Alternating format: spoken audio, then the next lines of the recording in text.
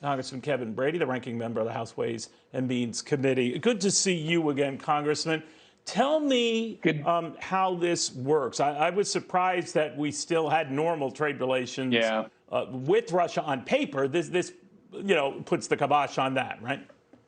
Yeah, it does. So first, happy St. Patrick's Day. I noticed you and I have the same middle name, and that St. Patrick's Day was probably as celebrated with your mom as it was with mine. That's right. Growing up. Right. So first, foremost, St. Patrick's Day. So you as well. Yeah. Thank you. So the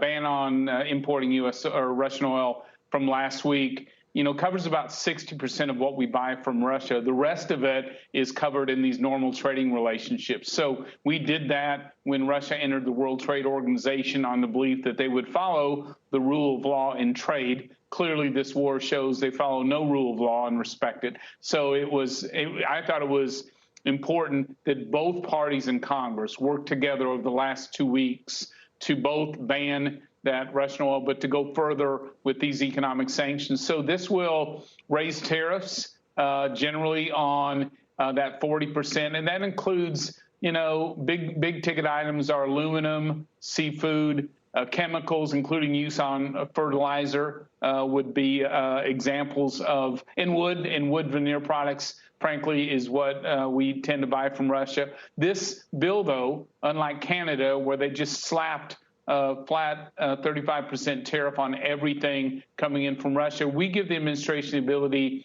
to adjust those tariffs up and down so you can inflict maximum economic pain on Russia, minimum on the U.S. An example might be fertilizer, which is high-priced and in pretty rough supply these days. So we think in a bipartisan way, we created some awfully smart sanctions. You probably have, Congressman. The fact of the matter is none of the actions we've already taken and the world has taken to slap the Russian economy and virtually its entire financial system down to size, reduce the ruble to less than a penny on the dollar. None of it seems to have altered Putin's approach. If anything, it's galvanized him to be more of a madman. What do you think of that? You asked a question of Senator Cornyn, and I think it's an interesting one, is do we know if these sanctions are working? It is hard to tell from the West, what that impact is whether it's, on the top line of Russian businesses or it's starting to create real pain among Putin's constituents. I hope it reaches down to there. Certainly there's got to be some impact that's growing there, but as you know, that alone, as President Zelensky said, he's asking for this, but that's not enough. These sanctions aren't going to stop those bullets or those tanks or those missiles. And so he needs more of that lethal aid. And I thought, Neil, I don't know if you watched his remarks yesterday to Congress. I thought they were some of the most powerful we've heard. And no one leaving that room wasn't believing we need to do more. We're responsible for doing more to helping him actually win that war in Ukraine.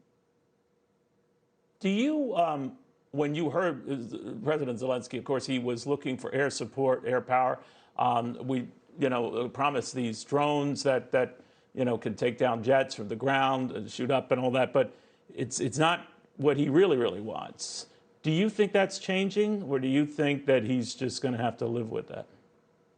I think in Congress, which I think has tended to sort of lead the president into stronger sanctions and stronger action, there is strong bipartisan support for doing more. We recognize that sending U.S. Air Force people and technology would trigger a much broader war.